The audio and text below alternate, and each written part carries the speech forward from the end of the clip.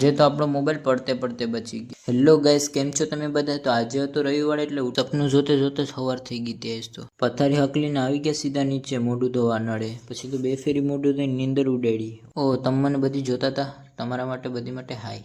ઉઠીને પછી રૂમમાં આવી ગયા અને પછી ચા પીને થોડા ખાઈ લીધા ખજૂર. ખજૂર ખાને से બોડી બનતી હે ભાઈ. ગામમાં સોપડા લઈને રખડતા હતા, કોક લેસન કરી દે તો મેળ આવી જાય જ નથી. ગામમાં મળ્યું નહીં મારા જેવું કોઈ નેવર્યું, એટલે ગાડીને મૂકી દીધી સાઈડમાં ને પછી સોપડા લઈ લીધા હાથમાં. કલમ में बहुत ताकत होती है, ગાંધીજી ને બોલા था. મારામાં કેટલો પાવર છે કોમેન્ટમાં જણાવી દેજો. આપણે ફોર્મલ કપડાં કરવાના હતા પારસી, એટલે ફટાફટ પારસી મારી. પછી તો ક્રિકેટનો મોડ બની ગયું હતું, એટલે થોડો ક્રિકેટ રમ નાખ્યો. એક બોલ આંધળો લાગતો હતો તો એક બોલ ખાલી આવેલો જતો હતો.